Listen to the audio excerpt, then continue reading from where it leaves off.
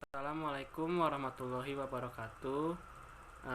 Perkenalkan, nama saya Pradana Arya Putra Purnomo dari kelas 11 MIPA 2. Nah, hari ini saya akan menjelaskan tentang dinamika peran Indonesia dalam perdamaian dunia. Nah, ini peta konsepnya. Jadi hal-hal yang akan kita bahas dalam PowerPoint ini, yang pertama itu adalah apa peran Indonesia dalam menciptakan perdamaian dunia melalui hubungan internasional. Nah, sub materi dari materi tersebut yaitu pertama adalah apa makna hubungan internasional, kemudian apa pentingnya hubungan internasional bagi negara Indonesia, dan kemudian juga ada politik luar negeri Indonesia dalam menjalin hubungan internasional. Kemudian materi berikutnya itu ada peran Indonesia dalam menciptakan perdamaian dunia melalui organisasi internasional. Nah, di sini kita juga akan bahas dari submateri tersebut, yaitu apa peran Indonesia dalam PBB, kemudian apa peran Indonesia dalam ASEAN, dan kemudian apa peran Indonesia dalam gerakan non-blok.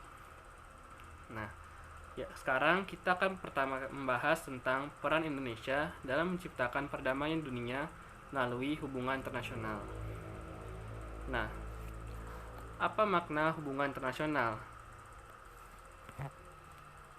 Hubungan internasional adalah hubungan yang bersifat global yang meliputi semua hubungan yang terjadi dengan melampaui batas-batas kenegaraan.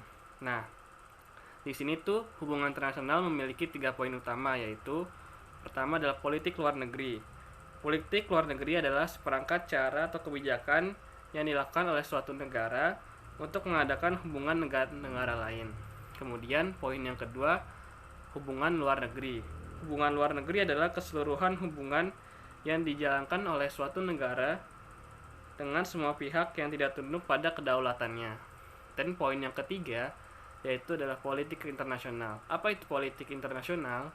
Politik internasional itu adalah politik antar negara yang mencakup kepentingan dan tindakan beberapa atau semua negara serta proses interaksi antar negara maupun antar negara dengan organisasi internasional.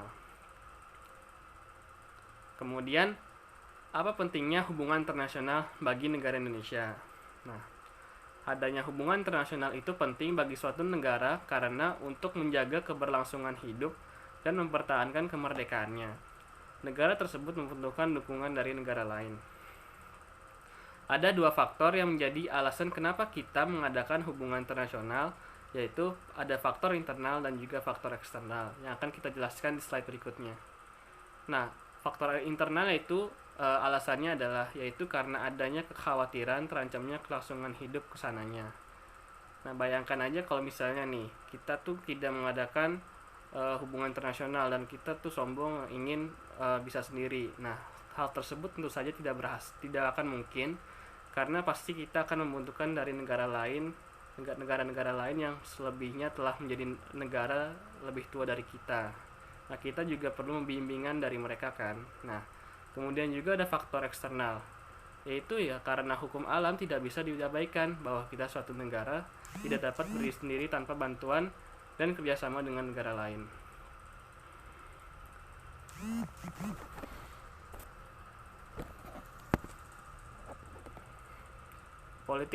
Ketiga ada politik luar negeri Indonesia dalam menjalin hubungan internasional. Pada awal kemerdekaan, kita dihadapkan dengan situasi dunia yang saat itu dikuasai oleh 2 kubu kuat, yaitu blok barat Amerika dan blok timur Uni Soviet. Masing-masing merupakan negara adidaya yang mempunyai 2 ideologi yang berbeda. Amerika adalah liberal, sedangkan Uni Soviet adalah komunis. Pada saat itu, Soekarno tidak ingin menjadi objek pertarungan politik antara 2 blok tersebut. Oleh karena itu, Muhammad Hatta berpidato dengan judul pidatonya yaitu Mendayung Antara 2 Karang. Dalam pidato tersebut, ketika dirumuskan lagi secara eksplisit sebagai prinsip bebas aktif, kemudian dapat disimpulkan bahwa politik luar negeri Indonesia itu adalah bersifat bebas aktif.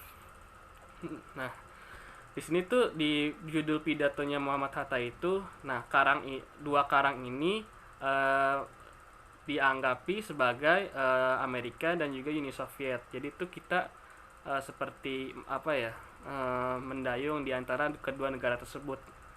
Nah, karena Soekarno tidak ingin menjadi jadi boneka dari objek politik mereka, maka ia ingin menjadi negara non-blok saja. Nah, kemudian apa peran Indonesia dalam menciptakan perdamaian dunia melalui organisasi internasional? Ini materi yang kedua. Nah, submateri pertama yaitu apa peran Indonesia dalam PBB. Nah, di sini Indonesia berperan sebagai penyelenggaraan konferensi Asia Afrika yang menghasilkan Dasar-Sila Bandung. Kemudian Indonesia juga menjadi salah satu pemprakarsa berdirinya ASEAN dan gerakan non-blok. Kemudian juga Indonesia di sini juga telah mengirim beberapa kontingen dalam rangka visi perdamaian dunia, seperti pengiriman kontingen Indonesia ke Lebanon Selatan, menyumbang lebih dari 1.000 personel pasukan yang tersebar di berbagai negara dunia, serta pengiriman beberapa kontingen pasukan Garuda di beberapa wilayah negara-negara di dunia. Kemudian sini juga ada peran Indonesia dalam ASEAN. Nah, saya akan menyebutkannya yaitu sebagai salah satu pendiri ASEAN, Indonesia juga sebagai salah satu pemimpin ASEAN, dia juga sebagai tuan rumah KTT ASEAN, dan juga dia mampu menciptakan perdamaian di kawasan Asia Tenggara.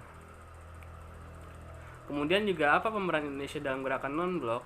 Yaitu pertama meningkatkan hubungan kerjasama antara negara-negara anggota gerakan non-blok lainnya, kemudian berperan dalam penyelenggaraan masalah-masalah ekonomi internasional, kemudian juga dia juga menjadi pemimpin gerakan non-blok. Oke, sekian, terima kasih. Semoga PowerPoint yang Anda lihat tadi itu bermanfaat. Apabila ada kesalahan saya mohon maaf. Wassalamualaikum warahmatullahi wabarakatuh.